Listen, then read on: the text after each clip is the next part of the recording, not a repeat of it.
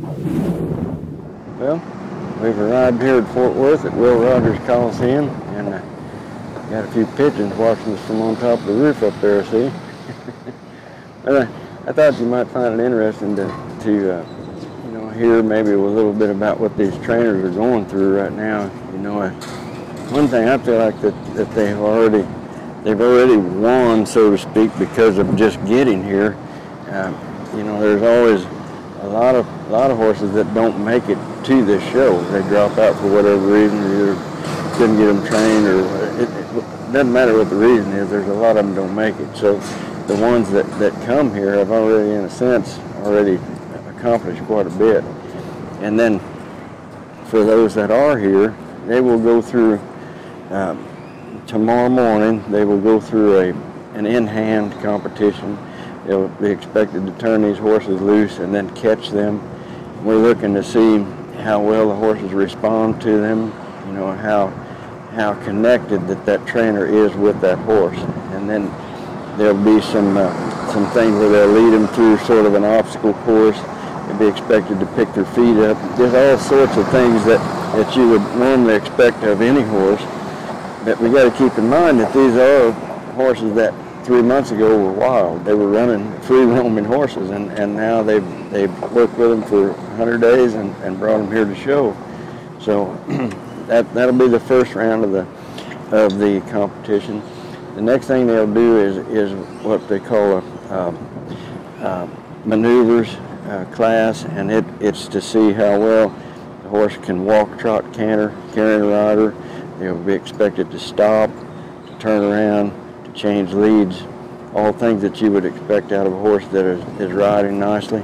Then they'll do a trail course, and that trail course is like things that you would encounter just trail riding your horse, but they're indoors naturally. But that will be the three things that will determine which 10 competitors go on to the finals.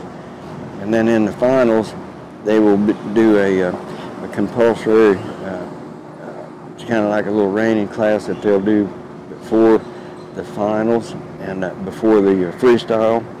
And that reining portion carries a lot of weight. It's 40% of the entire score. So, you know, it's very important that each rider do their best at that reining pattern because it carries so much weight. And then the finals is a freestyle to just see what they've been working on, you know, probably mostly in preparation for this show. But, you know, I've competed in several of these, and I don't think, unless a person has actually competed in one of these, you don't have a clue really as to what goes on to get a horse ready for this.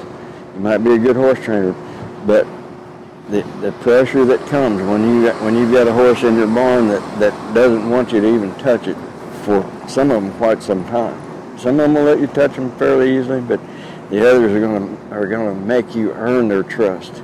It's a little different than the domestic horses in that way. These horses are going to have a higher degree of self-preservation, and it'll test everything in a trainer to arrange it so that horse will trust them enough to come over and hand them their survival instinct, so to speak, and rely on that person to carry them through. And there's all sorts of obstacles that come up, you know, along that path. You know, some of these horses are pretty limited physically. Trainers don't get to choose which horse they get. They take the horse that was handed to them, so to speak. So it's not about conformation. It's not about breeding. This is a horse trainer's event, and it is a challenge day by day. I'm sure that one thing I know exactly has gone on here is every one of these trainers here have put their heart and soul into these horses, so they're going to have themselves on display, and that's why it's so heartwarming and touching. And part of the reason I think that I've yet to meet any Mustang trainer that won't tell you that they develop a bond with these horses that's different than any other domestic horse they've ever worked with. And you know, I think that's part of it. They spend so much time with them that has to happen. But there's something unique about the Mustang, and I can't put my finger on it exactly, but I think it has to do with our ancestry and their ancestry. They're related. You know, it was our ancestors coming over here. The horses got loose, and maybe the Indians, you know, whatever. Who knows what? You know, there was some of the Spanish influence from the south, you know, and we've got all sorts of different breeds compiled together.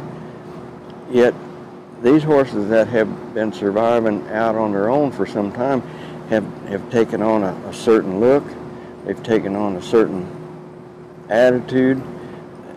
You know, some people like them, some people don't. It doesn't matter. They're a part of American history, and we're a part of American history. So I think there's that deeper connection that you know gets more solidified when a person actually gets to spend time with that horse. That he didn't want to be caught.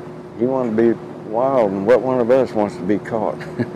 What one of us doesn't want to be able to make all of our own decisions and do whatever we want to do, really? And that's what those horses, they were living like that before they got through into this domestic life that we brought them into.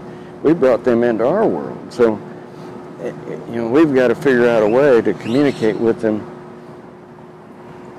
from the perspective of their world.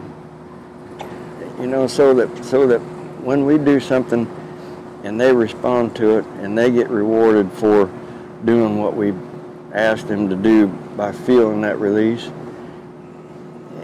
it comes down to good horsemanship, and that's what makes this event fun. That's what makes it exciting, and there's a common bond between all the competitors that do it, and you know, you'll see as the week unfolds here that they're not only here as competitors, but they're here as friends. They're here to help one another, and that's pretty nice. It's very, very nice. So anyway, I'm honored to be able to be down here in the role of the judge. I don't take it lightly, you know. I think because I have been there, and you know, so I'm looking forward to seeing the good that everybody's going to bring. You know, that's what I'm looking for. So.